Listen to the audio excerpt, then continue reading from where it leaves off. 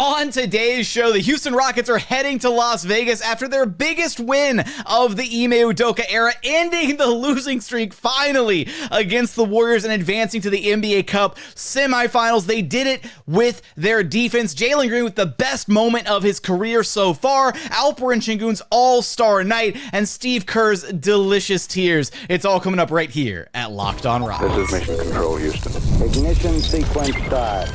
6, 5, 4, 3, 2, 1.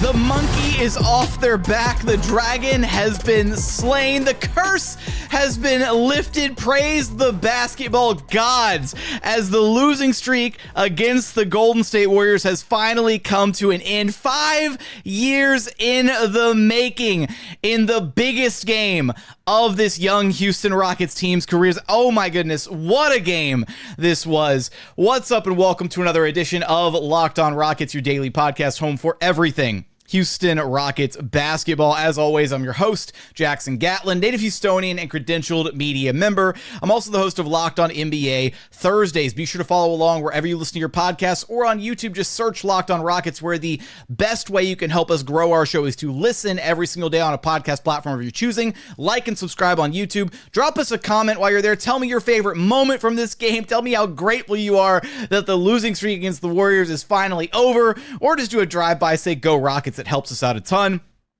Also subscribe to our new daily Locked On Rockets newsletter. Would sincerely appreciate that. We got so much to get into on today's show. The Rockets putting the clamps on the Warriors down the stretch of this game to get the win. Jalen Green with the best moment of his young career. Alperen Sengun playing like a star against a future first ballot Hall of Famer in Draymond Green, one of the greatest defenders of all time. And then Steve Kerr's delicious tears after this game.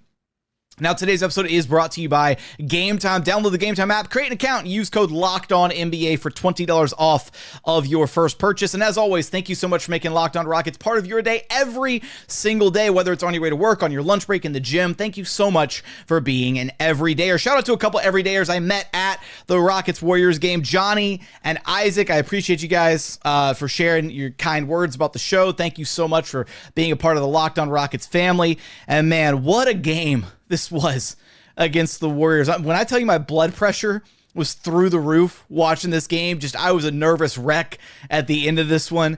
Rockets escape with the 91-90 win.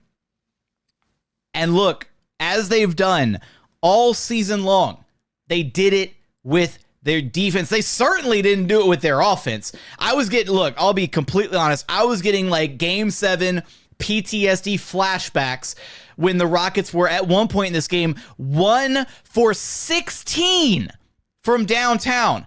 They couldn't hit water if they fell out of a boat. And yet they were able to put just enough points on the board to be able to get the win in this one.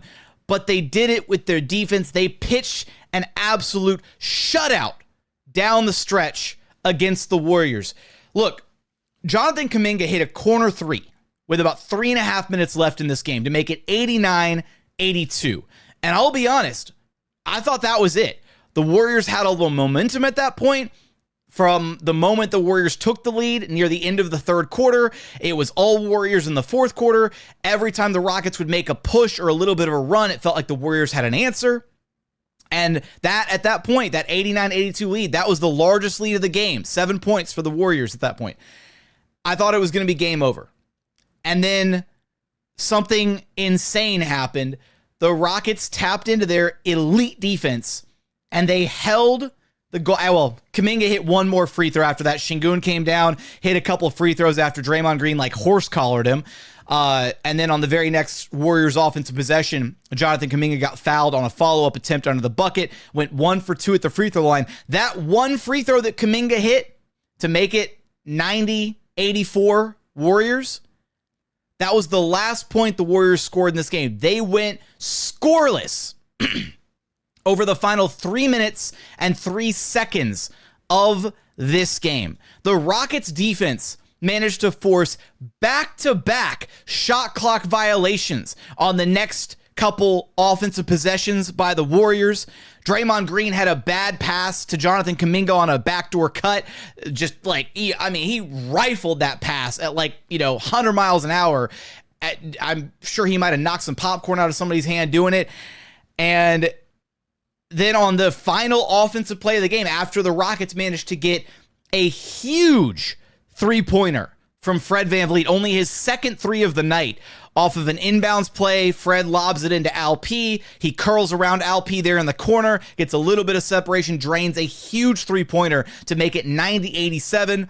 And then Alperen Sengun with the bucket of the night to be able to go one-on-one against Kevon Looney, a guy that he's struggled with in the past, and put the ball on the floor, 32.5 seconds left on the clock, and make something happen. He did a couple hezzies, a couple fakes to freeze Kevon Looney, got all the way to the rim with a little bit of time to spare, put the pressure on the Warriors offense to make something happen. And that final offensive possession for the Warriors, no timeout, Steph Curry dribbles it up, he's letting the air out of the ball. First of all, he made his move way too early in the clock. I have no idea why Curry pulled the trigger on the three as early as he did when there was only about a 3 or 4 second difference shot clock to game clock. But Curry makes his move. Dillon Brooks gives him a good contest. Curry misses. So the Rockets get another stop there. Again, back-to-back shot clock violations, a forced turnover on Draymond Green. Curry misses a three-pointer, the go-ahead three to be able to put this game away. Curry, you could tell he wanted to hit the night-night so bad against the Rockets. He was playing hero ball in that moment, and he cost the Warriors the game. Curry misses the three, and the loose ball madhouse scramble ensues. Rockets come up with the basketball, and it's none other than Jalen Green who does it. Gary Payton II has it for a second. He loses it. He tries to get rid of the basketball, and he flings it across to the other side of the court. And Jalen immediately dives on top of it and recovers the loose ball and is fouled from behind by Jonathan Kuminga. Gets sent to the free throw line, hits his two absolutely huge free throws. Toyota Center was rocking. It was so loud. Like Jayshawn Tate and Cam Whitmore were over on the Rockets bench, like urging people, like saying, like, no, shut up, get quiet, get quiet. He hits the free throws. Rockets get one final defensive possession against the Warriors. They had 3.5 seconds on the clock, and Jabari Smith Jr. manages to block Brandon Pajemski on what could have been the game-winning shot at that point. Look, an absolutely insane defensive masterclass, and easily, bar none, the best moment of Jalen Green's young career. And it wasn't an insane poster dunk. It wasn't a crazy finish at the rim, some acrobatic layup. It wasn't a ridiculous three-pointer at the end of the shot clock or anything. It was a hustle play. It was him diving on the floor for a loose ball, trying to win a game with effort and intensity. And that just shows you how much Jalen Green has grown as a player. It really does. Like, that's impossible not to love and impossible not to root and cheer for, because he's completely bought in. He's bought into what Ime Udoka has brought to this Rockets team. He's bought into the identity of this Rockets team. And for a guy who, despite the inconsistencies in his game, right, he wants to win, and he'll do whatever it takes to win. And that includes sacrificing his body, throwing himself on the floor, getting that loose ball, recovering it, and then going to the free throw line to hit the two biggest free throws of his career at that point to put this game away. Shout out to Jalen Green. Shout out to the Rockets' defensive intensity down the stretch of this game. They didn't let up off the gas, and it got them the win. They advance to Las Vegas, where they're awaiting a quick little rematch. It wasn't long ago that the Rockets got that big time win against the OKC Thunder, and they're going to see them again. Two franchises that are arguably more intertwined than the Rockets and Warriors are historically. Rockets and Thunder with a ton of history should make for an amazing matchup. It's going to be a ton of fun watching that game, covering it. They got the primetime slot on Saturday, so it'll tip off 7:30 p.m. Central Time. But coming up, we got to talk about Alperen Sengun's All-Star Night going up against Draymond Green. That's a heavyweight matchup if I've ever seen one. Steve Kerr's tears on the final call of the game that sent Jalen Green to the free throw line, and so much more. We're going to get there in just one moment. First, today's episode is brought to you by Game Time. Look, Game Time is the absolute best ticket buying experience on the market right now. If you're looking for Rockets tickets this season, go check it out on Game Time. It filters out the fluff to only show you incredible deals on great seats, so you don't have to waste time searching through thousands of different ticketing offers. But that's not the only feature that they have that's incredible. They've got their ticket covers, their lowest price guarantee, views from your seat so you know exactly what to expect when you arrive at the venue. But my personal favorite is their all-in pricing. When you download the Game Time app, toggle on the all-in pricing feature, and they're fully transparent from start to finish. They don't hit you with the hidden fees or try to price gouge you on your tickets. Take the guesswork out of buying your tickets with Game Time. Download the Game Time app, create an account, and use code LOCKEDONNBA for $20 off of your first purchase. Terms apply. Again, create an account, redeem code LOCKEDONNBA. That's LOCKEDON NBA for $20 off. Download Game Time today. What time is it? It's game time. And continuing on here at Locked On Rockets, your daily podcast home for everything Houston Rockets basketball. And look, you guys know what a Rockets win means. Release the hounds. Release the hounds. Go let Locked On Warriors know that Locked On Rockets sent you. Go tell them to enjoy going back to the Bay Area. No Las Vegas for the Warriors this year. And look, there's nobody that's more upset about this loss than apparently Steve Kerr, who was very, very frustrated with how this game ended with the call, the loose ball foul that sent Jalen Green to the free throw line. Let's hear what Kerr had to say after the game. I'm not ready to answer that question. I'm pissed off. I wanted to go to Las Vegas. We wanted to win this cup. And,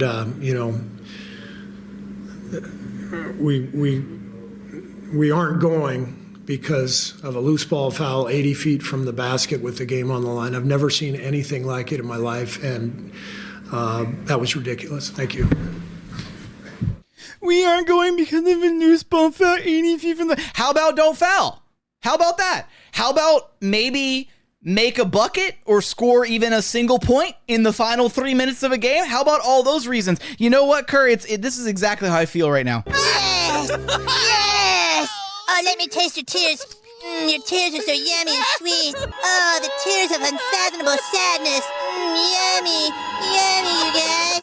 Look, if there's one team in the entire NBA that has no leg to stand on when it comes to officiating and it deciding the outcome of a game or a series, mind you, it is 1000% decidedly the Golden State Warriors, who have been the beneficiaries of so many heinously officiated games over the years.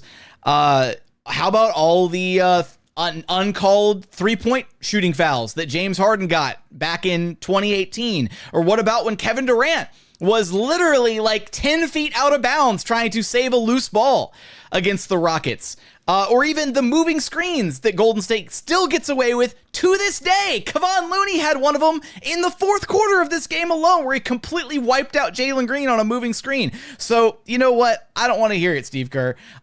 You can take your crying ass all the way back to Golden State and take this L. That's basically where I'm at with Steve Kerr and his complaining about that call at the end of the game. And shout out to official Bill Kennedy, who, when doing the pool report after the game, was asked, why was there a foul called? And Bill Kennedy was like, there was contact to the shoulder and head area that warranted a foul call. Like, he basically said, yeah, it was a foul. Done. Look, this was a physical game. It was an ugly game.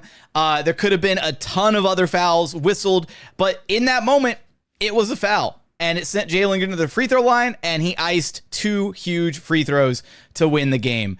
An absolute bananas ending to this one. But look, I want to shift gears here and talk about the guy who held it down for the Rockets throughout the night, on a night where offense was hard to come by. Every single point felt huge in this game. Again, a 91-90 final score, something straight out of the 90s. I mean, this was just a dogfight from start to finish. A 20-18 score after the first quarter, 24-19 in the second quarter. The Warriors finally popped off in the third with 32 points when they were able to wrestle the momentum back from the Rockets. But man, points were at a premium in this game. These are 2 of the best defensive teams in the NBA, and yet Alperen Sengun had his best showing against the Warriors of his career. 26 points on 10 of 18 shooting. He was 6 of 7 at the free throw line. He had 11 rebounds, 5 assists, 3 steals, 4 turnovers in his 32 minutes of action. And at this point, as of this game, the only players in the NBA with more 25, 10, and 5 games, so 25 points, 10 rebounds, 5 assists, are Nikola Jokic and Giannis Antetokounmpo. That is some elite company. Those are multi-time MVPs that Alperen Sengun is in the same conversation as this season. Look, the Rockets do have their star player, and it's Alperen Sengun, and he went head-to-head with a future first ballot Hall of Famer, one of the best defensive players of all time, in Draymond Green in this game. Watching them wrestle and fight for positioning and fight for box outs and rebounds and everything throughout this game. And then when Sengun did get a brief reprieve from Draymond Green, he had to deal with Kevon Looney, who's also an incredible defender. And yet he had an incredible game. He put the Rockets offense on his back, and he racked up 20. He was in a game featuring Steph Curry and Draymond Green. Alperen Sengun was the best player on the floor in this game. Full stop. 26 points, 10 of 18 shooting. He was efficient. He was aggressive. He was decisive. That's one of the biggest things for Alperen Sengun is his decision making in this game. Look, the turnovers were rough, but that you could point to up and down the entire Rockets roster. Alp had 4 turnovers. Fred had 4 turnovers. Very uncharacteristic for him. Jalen Green, 5 turnovers. Like, the Rockets' turnover issues were prevalent up and down the roster, especially for their big 3 of Fred, Jalen, and Alp. But aside from that, I mean, it's like even just looking at the final bucket of the game for Alp, Rockets had 32 and a half seconds on the clock to make a move. And they clearly tried to go for the quick 2-for-1, right? They believed in their ability to get a stop. They believed in their ability to get a stop on the Warriors. At that point, they'd held the Warriors scoreless for about 2.5 minutes. And instead of trying to force a 3-pointer on that final possession offensively, Ime Udoka trusted Alperen Sengun to get downhill against Kevon Looney and score at the rim. And that's exactly what he did.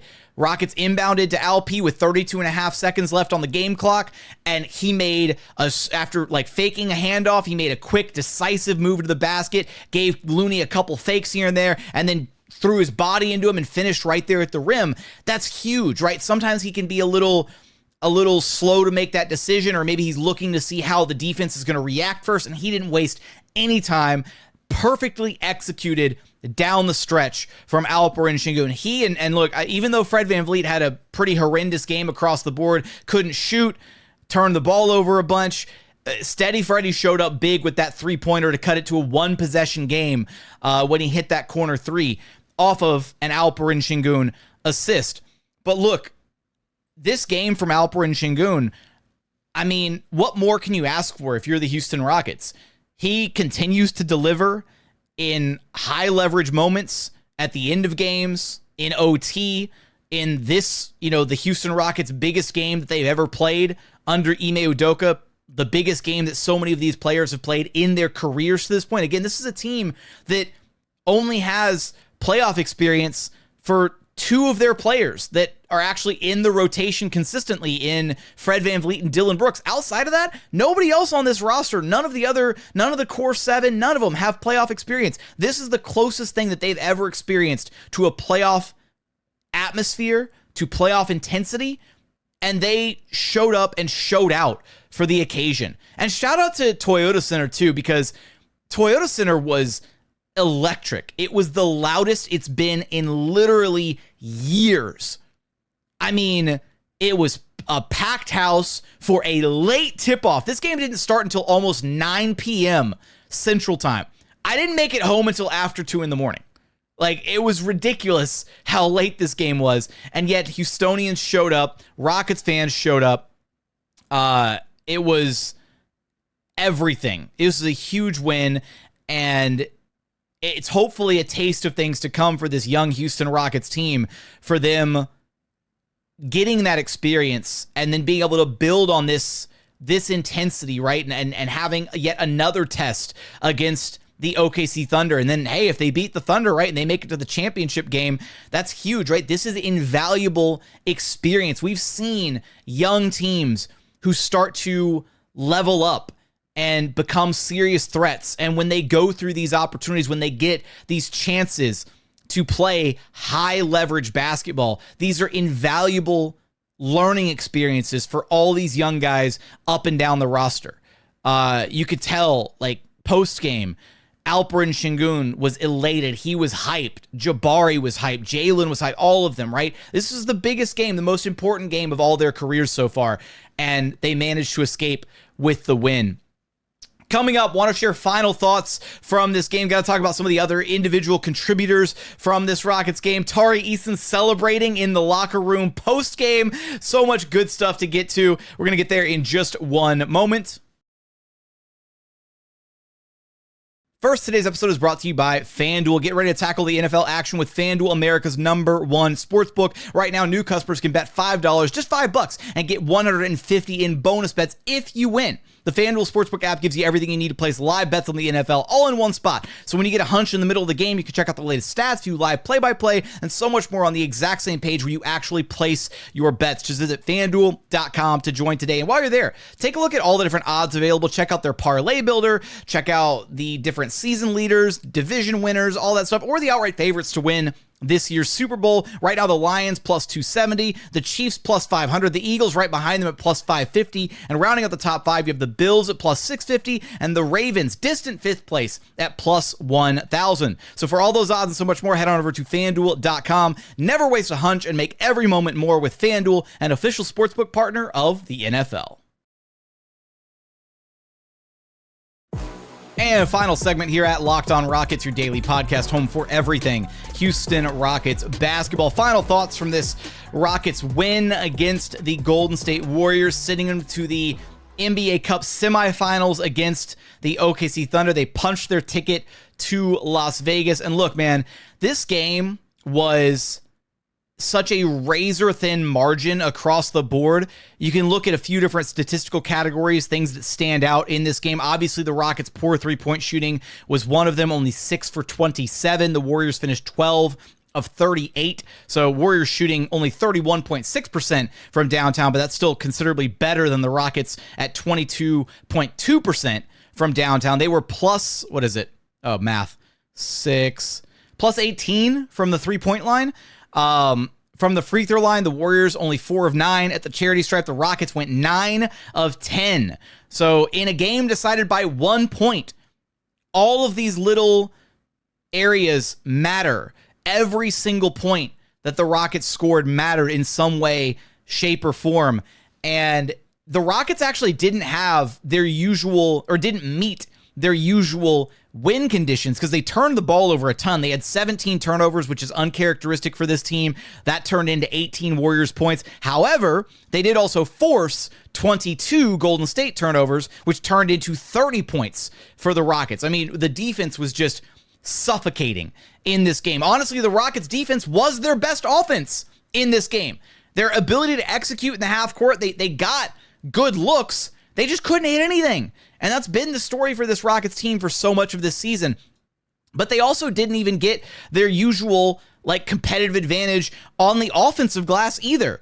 Second chance points in this game, the Rockets were only +3, 12-9 for the Golden State Warriors. So across the board, I mean, they played the Warriors about as dead even as you can play a team and managed to escape with a 1-point win. Look, it was a rough night for Fred, but he showed up late, hit the big three, helped the Rockets execute offensively. Alperen Sengun talked about his game already.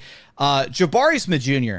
continues to be on an impressive streak. Now, he wound up only finishing the game with 1 rebound, and some of that has to do with the way the Rockets defend and all their switching and a lot of the rebounds that did just, kind of either pop a little far out or he wasn't necessarily in position for. I don't necessarily think it was a lack of like Jabari boxing out or fighting for boards or anything, because you look at on the other side, right, for the Golden State Warriors, and yeah, they were gang rebounding, but it's not like the Warriors absolutely crushed the Rockets on the glass. They were only +4, 39-35. This might be the first time the Rockets have lost the rebounding battle and still won a game this season. I'd have to go back and check the stat on that.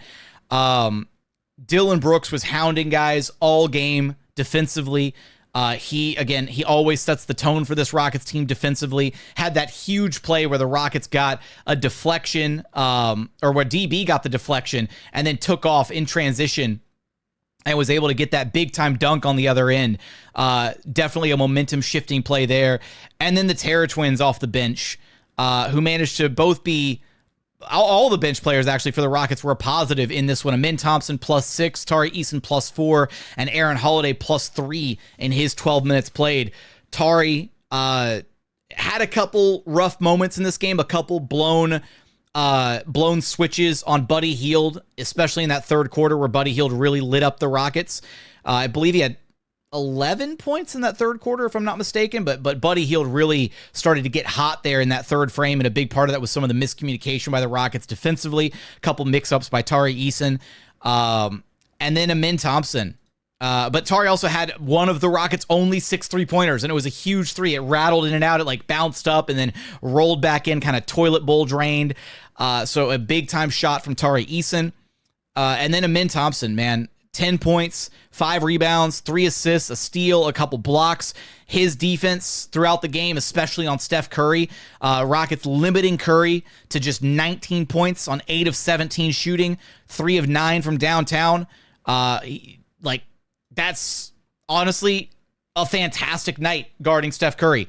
If you can keep him under 25 points on relatively poor efficiency compared to his usual standards, then that's a win if you're the Houston Rockets. And Amin Thompson was a huge part of that when he was in the game, when he was guarding Steph Curry. They were face guarding him all game. They were doing everything they could to make his life difficult. They were trapping him defensively. They were sending, anytime he called for a pick and they involved Alperen Sengun in the action, he was jumping out, he was showing, and the Rockets' little show and recover defensive scheme worked perfectly. They were like, no, literally anybody other than Steph Curry is going to have to beat us, and the Warriors didn't have enough juice. They didn't have enough guys who could step up to make it happen. Kuminga finished with 20. That led the Warriors. Buddy Hield had his 15, but outside of that third quarter, he was relatively quiet. And then they just didn't get much else off the bench. The Warriors, Steve Kerr, very indecisive about what he wanted to do with his rotations in this game. The Warriors played a ton of guys in this one. What is it? 1, 2, 3, 4, 5, 6, 7.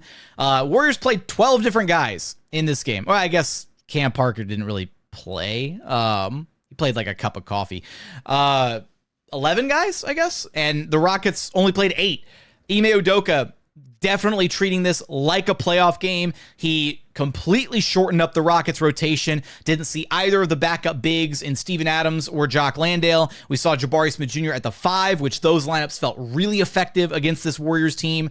And then we saw Aaron Holiday playing in place of Reed Sheppard. And again, I don't think that should be viewed as a slight to Reed Sheppard, but Ime Udoka knows what he has in Aaron Holiday. He's a stable veteran. He's part of the Stay Ready crew, and he's a guy that can go multiple games getting DNPs and then be thrown into the fire like he was in this game and still provide you valuable minutes. He only had a couple points, only hit 1 shot Couple assists in there, a steal, but he played some solid defense when he was out there, made good decisions, and it's just one of those moments where, yeah, you'd love for Reed Sheppard to be able to get these reps, but you also want the Rockets to be able to be in the best possible position to win this game, and Aaron Holiday gave them a little bit more of a competitive edge than Reed did in this one, and they were able to walk away with the win because of it. I loved how Ime handled this game. Honestly, I thought Ime firmly outcoached Steve Kerr in this one. You saw how he was balancing some of his substitutions, how he was kind of countering by, okay, Steph Curry's out of the game, let's come back with Alperen Sengun. Okay, Steph Curry's in the game, let's go to the small ball lineup with Jabari at the 5. How he also, at the very end of the game, like the final few minutes of the fourth quarter, how he was doing these offensive, defensive substitutions, just even for one possession at a time, right? It's when the margin is as razor thin as it was in this game for the Rockets, every possession, every opportunity counts for something. And Ime doesn't waste any of that, right? He was flipping guys in and out. He was like, okay, cool. We're playing on defense now. Alpi, get out of the game. Let me get another guy back in there to play defense. And it worked. So I want to give Ime a lot of credit for his decision-making along the course of this game. Although there was one point, I believe, where the Rockets didn't have they didn't have Sengun or Fred out there, or Jalen, I think, for a small stretch in the fourth quarter, if I'm not mistaken. And that stretch got a little rough. I was like, okay, where are we going with this? Because none of the three Rockets' biggest offensive weapons are out there. And I don't know if that was a mismanagement of how he was resting certain guys, or if he really did just want to take a look at a full-blown all defense lineup and not worry about the offensive side of things for a stretch in the game. But it was definitely that was the one lineup that gave me a little bit of anxiety in this game, but the Rockets still managed to pull out the dub. And look, there is nobody on this Rockets team, I think, that hates the Warriors quite as much as Tari Eason does. Remember, shout out to last season, him wearing the Warriors come out to play shirt, the trash talk that he's had with the Warriors in the past, and, the shots that Draymond Green has taken at him. He's giving him some props too, but, calling him out for wearing the shirt and everything last year. And as we were going into the Rockets locker room, Tari Eason was singing at the top of his lungs, "Warriors, I got my bonus today." And oh my God, it was the funniest thing ever. Oh man, Tari hates the Warriors, and you gotta love that. He's embraced that part of being a Houston Rocket perfectly. Look, a huge game for the Rockets. The ability to pull this one out and to rely on their defense. The offense, you gotta hope, knock on wood, is gonna get better as the season progresses. The Rockets are not always going to shoot this poorly. As much as it feels like this Rockets team has more of these performances than not, unfortunately, this season, the fact that they're able to find ways to win these types of games is huge, right? These are amazing experiences for all the guys up and down the roster. And at the end of the day, it doesn't matter if you win by 1 or if you win by 20, a win is a win. And the Rockets are sitting squarely at the top of the Western Conference. They're currently the 2 seed after this game. Tied for the 2 seed. They've got the tiebreaker currently against the Memphis Grizzlies, both of them sitting at 17-8, 2.5 games back of the number 1 seed OKC Thunder. But man, incredible game, incredible basketball being played. I forgot how much fun it was to just enjoy such high-level basketball with stakes too. This is a nationally televised game for the Rockets. And so hopefully people are a little bit more aware at what Houston has been doing this season and kind of where they are, and that they're a team that you absolutely have to take seriously this year, because the Rockets are making a name for themselves. Ime Udoka has done a wonderful job with this team. The guys have grown considerably. And sky's the limit for this team. That's really all I got to wrap this thing up. Look, I want your thoughts from this Rockets Warriors NBA Cup Quarterfinals game. What was your favorite moment from this one? Tell me how great it is to finally beat the Warriors. All that good stuff. Let me know all your thoughts in the YouTube comments, I should say. Be on the lookout for our next episode. We're going to do another one of our Locked On crossover episodes with my guy Rylan Stiles, the host of Locked On Thunder. That should be a really good one as we get you ready for the Rockets Thunder semifinal game in Las Vegas. Again, that'll be Saturday at 7:30 p.m. Central Time tip-off. So be on the lookout for that game. Be on the lookout for our next episode. But remember, the best way you can help us grow our show is to listen every single day on a podcast platform of your choosing. Like and subscribe on YouTube. Drop a comment while you're there. Subscribe to the daily Locked On Rockets newsletter. But as always, thank you so much for watching. Thank you so much for listening. And we look forward to having you back right here at Locked On Rockets, your daily podcast home for everything Houston Rockets basketball.